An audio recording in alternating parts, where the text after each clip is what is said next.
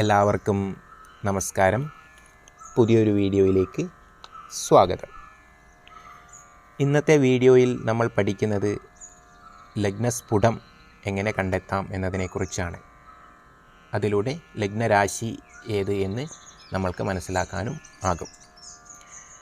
ഒരു സ്ഥലത്ത് എത്ര മണിക്കാണ് ലഗ്നം കാണേണ്ടത് എന്ന് ആദ്യം നമ്മൾ നിശ്ചയിക്കണം. ശേഷം ആ സ്ഥലത്തെ രാശിമാനം, അതായത് രാശികളുടെ അളവുകൾ, ഓരോ സ്ഥലത്തിനും അവിടെ ഉള്ള അക്ഷാംശത്തിൻ്റെ ഭേദമനുസരിച്ചിട്ട് രാശിയുടെ അളവുകൾക്ക് വ്യത്യാസമുണ്ടാകും.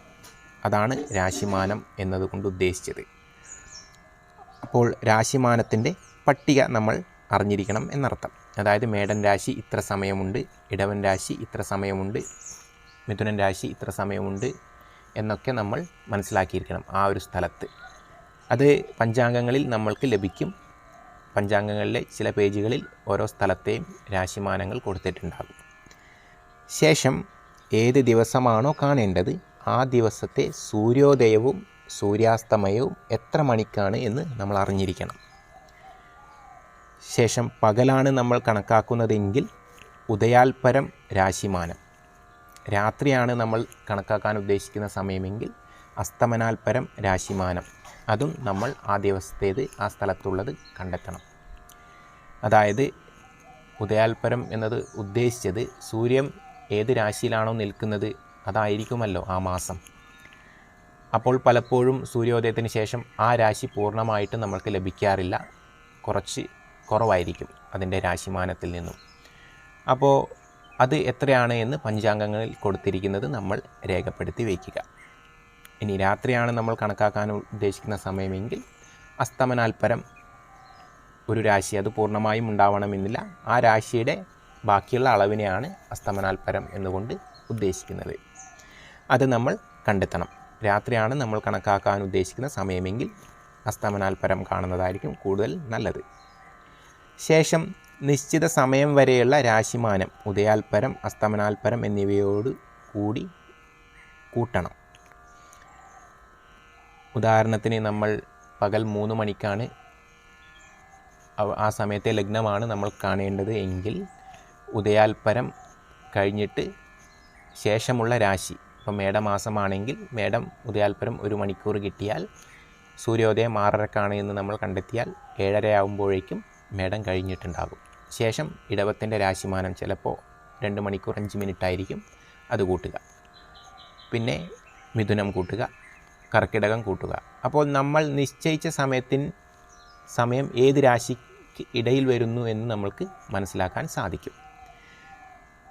ഇങ്ങനെയാണ് നമ്മൾ വളരെ എളുപ്പത്തിൽ ലഗ്നത്തിൻ്റെ രാശി കണ്ടെത്തുന്നത്. ഇത് വ്യക്തമായിട്ട് മനസ്സിലാക്കാൻ നമ്മൾ ഒരു ഉദാഹരണ സഹിതം വിശദീകരിക്കാം. ഒരു കാര്യം പറയാൻ വിട്ടുപോയത്, നമ്മൾ ലഗ്നരാശി നമ്മൾ നിശ്ചയിച്ച സമയം കണ്ടെത്തി അത് ഏത് രാശിയിൽ വരുന്നു എന്ന് നമ്മൾക്ക് വളരെ എളുപ്പത്തിൽ കണ്ടെത്താൻ പറ്റും. അവിടെ സ്ഫുടം കണ്ടെത്തണമെങ്കിൽ നിശ്ചിത സമയത്ത് ഉള്ള രാശിയിൽ എത്ര സമയം കടന്നു എന്ന് കണ്ടെത്തി ആ സമയത്തെ ആ രാശിയുടെ രാശിമാനം കൊണ്ട് ഹരിച്ച് 30 കൊണ്ട് ഗുണിച്ചാൽ ആ രാശിയിൽ ചെന്ന ഭാഗ കലാ വികലകൾ ലഭിക്കും. ഇതാണ് ആ നിശ്ചിത സമയത്തെ ലഗ്നസ്ഫുടം. ഇത് മനസ്സിലാക്കിയിരിക്കുക. ഇപ്പോൾ നമ്മൾ ലഗ്നം ഏത് രാശിയെന്ന് മനസ്സിലാക്കി, ശേഷം ലഗ്നസ്ഫുടം എങ്ങനെ കണ്ടെത്തും എന്നുള്ള ഒരു വിദ്യയും പഠിച്ചു. ഇനി ഒരു ഉദാഹരണം വെച്ച് നമ്മൾക്ക് ഈ പറഞ്ഞ കാര്യങ്ങൾ വിശദീകരിക്കാം. ഇവിടെ ഞാൻ ദിവസം എടുത്തിരിക്കുന്നത് 26/8/2022, 1198 ചിങ്ങം 9 വെള്ളിയാഴ്ച ഉച്ചയ്ക്ക് ശേഷം 3:30 പയ്യന്നൂർ ദേശത്തെ ലഗ്നസ്ഫുടമാണ് നമ്മൾക്ക് കാണേണ്ടത് എന്ന് വയ്ക്കുക. അപ്പോൾ നമ്മൾക്ക് എന്തൊക്കെ വേണം? ആ ദിവസത്തെ ഉദയം എത്ര മണിക്ക് എന്നറിയണം, അസ്തമയം എത്ര മണിക്ക് എന്നറിയണം, അതുപോലെ പയ്യന്നൂർ ദേശത്ത് രാശിമാനം അറിഞ്ഞിരിക്കണം, അതായത് 12 രാശികൾക്കുള്ള അളവുകൾ. ശേഷം ഉദയാൽപരം, ആ ദിവസം ആ ദേശത്ത് ഉദയാൽപരം ചിങ്ങമാസമായതിനാൽ എത്ര ഉണ്ട് എന്ന് അറിഞ്ഞിരിക്കണം, ചിങ്ങം രാശി. ഇപ്പോൾ നമുക്കിവിടെ കാണേണ്ടത് 3:30 ആയതിനാൽ, അത് പകലായതിനാൽ നമ്മൾക്കവിടെ അസ്തമനാൽപരം അറിയേണ്ട ആവശ്യമില്ല. രാത്രിയായിരുന്നു നമ്മൾ ഉദ്ദേശിച്ച സമയമെങ്കിൽ അസ്തമനാൽപരത്തിൽ നിന്നാണ് കൂട്ടിക്കൊണ്ടു പോകേണ്ടത്. എന്നാലും അസ്തമനാൽപരം കുംഭം രാശിയും അറിഞ്ഞിരുന്നാൽ നല്ലതാണ്. അപ്പോൾ ഇത്രയും കാര്യങ്ങൾ ഞാനിവിടെ ചിത്രത്തിൽ കൊടുത്തിട്ടുണ്ട്. സൂര്യോദയം, സൂര്യാസ്തമയം, പയ്യന്നൂർ ദേശത്തെ അക്ഷാംശ രേഖാംശം, അവിടെയുള്ള രാശിമാനങ്ങൾ, ഉദയാൽപരം, അസ്തമനാൽപരം. ഇനി നമ്മൾക്ക് കാണേണ്ട സമയം ഇവിടെ പകലായതിനാൽ എന്ത് ചെയ്യണം? ഉദയവും ഉദയാൽപരവും തൊട്ട് നമ്മൾക്ക് തുടങ്ങണം. 3:30 PM ആണ്, പകൽ സമയമാണ്. അപ്പോൾ ഉദയം 6:22 എന്ന് നമ്മൾ കണ്ടു. അപ്പോൾ 6:22 ശേഷം ഉദയാൽപരം ചിങ്ങൻ രാശി 3 നാഴിക 39 വിനാഴികയാണുള്ളത്. നമ്മളത് എന്ത് ചെയ്യുക? മിനിറ്റിലേക്ക് കൺവേർട്ട് ചെയ്യുക. 3 നാഴിക 39 വിനാഴിക മിനിറ്റിലേക്ക് കൺവേർട്ട് ചെയ്ത് കഴിഞ്ഞാൽ 88 മിനിറ്റ് കിട്ടും. അതായത് 1 മണിക്കൂറും 28 മിനിറ്റും. ഈ കാര്യങ്ങൾ ഞാൻ മുൻപേ പറഞ്ഞിട്ടുണ്ട് ഒരു വീഡിയോയിൽ, നാഴിക വിനാഴികകളെ കുറിച്ചിട്ട്. അങ്ങനെ 88 മിനിറ്റ് ലഭിക്കും. 1 മണിക്കൂർ 28 മിനിറ്റ്. ഇത് നമ്മൾ എന്ത് ചെയ്യണം? ഉദയത്തോട് കൂട്ടുക.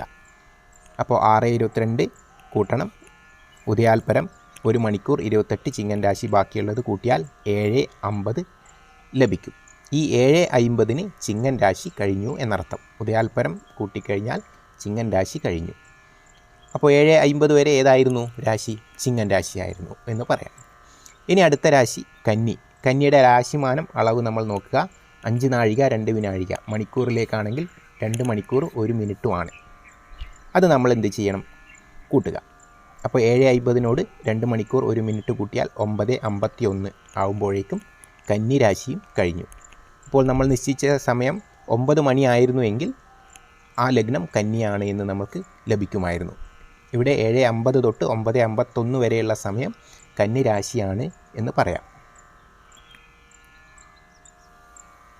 ശേഷം തുലാം രാശി, രാശിമാനം 2 മണിക്കൂർ 6 മിനിറ്റ്. അത് നമ്മൾ കന്നിരാശി കഴിഞ്ഞ സമയത്തോട് വീണ്ടും കൂട്ടുക.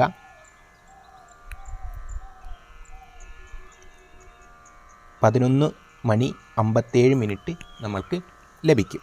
11 മണി 57 മിനിറ്റ് ആകുമ്പോഴേക്കും തുലാം രാശിയും കഴിഞ്ഞു. ശേഷം വൃശ്ചികൻ രാശി 2 മണിക്കൂർ 12 മിനിറ്റാണ് രാശിമാനം. അത് നമ്മൾ വീണ്ടും കൂട്ടുമ്പോൾ 2 മണി 9 മിനിറ്റ് ആകുമ്പോഴേക്കും വൃശ്ചികൻ രാശിയും അവിടെ കഴിഞ്ഞു.